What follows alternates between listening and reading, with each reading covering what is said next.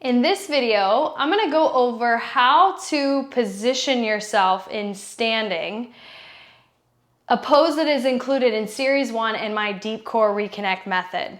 In the following videos, I'm going to go over how to connect with each individual component of the Deep Core so that your spine is in a neutral position. Getting this positional awareness is so important for so many movements, like pretty much any movement in standing, whether you're standing still, moving your arms or moving your legs, and moving dynamically, like transitioning from standing into walking. We stand all the time, so it's a great opportunity to intentionally train areas that need train within our deep core after an event, like having a baby or having a procedure done or a period of non-activity, or just getting into activity. So keep in mind what I talk about in getting into this position and being in this position. I don't expect people to stay in this position all the time, like connecting to areas of their body that they're tensing somewhere all the time. It's okay to not be tense. In fact, you have to let go. So don't misconstrue that you always need to be squeezing these areas, because you don't. This is just simply for setup position for many of the exercises that you're already doing, as well as just gaining a better sense of awareness of how you're holding your body in this position. After this video, I recommend checking out the video on diaphragmatic breathing, followed by TA and or pelvic floor. That is the optimal order. Pelvic floor and TA does not really matter. I also recommend you videoing yourself or looking in the mirror so you could see if you're hitting these targets.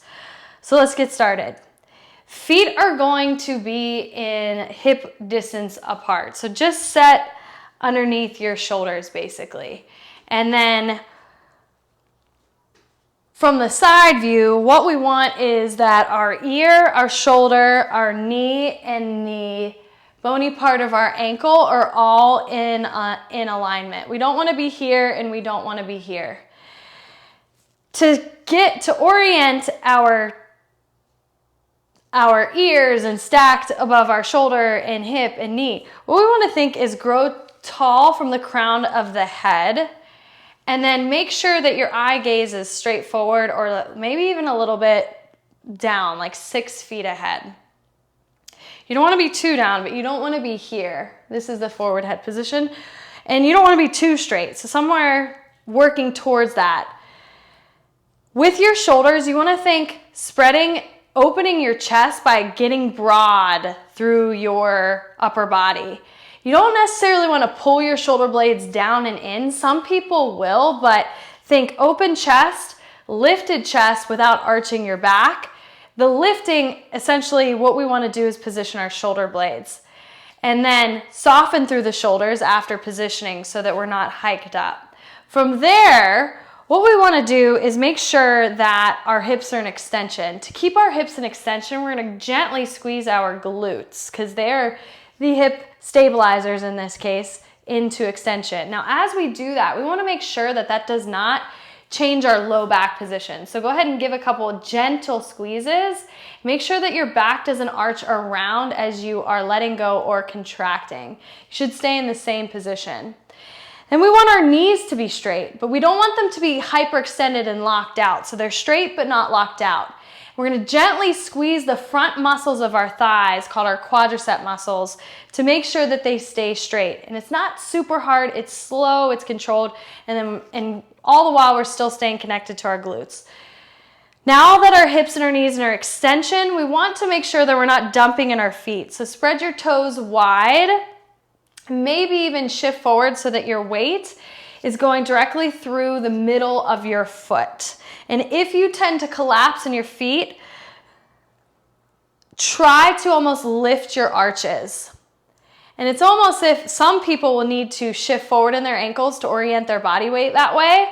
And as you shift forward, you want to make sure you don't do this. So you still stay in a straight line. And then elbows, you want your elbows, or the front of your elbow crease, to almost be facing the front and the back to be facing the back. Now gauge how tense you are in this position and try to maintain the position, but just soften just a bit. We want to find just what we need, and we don't want to be too tense and too lax. We want to find just that sweet spot. But keep in mind that does take time to find. So at first you may be a little bit more tense, a little bit too contracted, but as you get familiar with the position, you'll be able to soften through different areas. So that was basic positioning. Now, the next videos, we're going to talk about staying in that position as we integrate the diaphragmatic breathing, the TA, and the pelvic floor. And ultimately, what we want is, one, the system to work as a team. So we're not just isolating, even though we're not isolating as we do this, but we're bringing our intention and our awareness in one area, which allows us to enhance that connection. But then we're working as a team, because this system of muscles are not isolated members. They work together. But down the road, we don't want to have to think about the TA, the pelvic floor. It just happens because they're postural muscles. That's their duty, and we can just basically position ourselves, and the slack is already connected. But that is down the road. In the next video, we're going to cover diaphragmatic breathing in these in the standing position. So if you have any questions in the meantime, comment below. Otherwise, I'll see you on that video.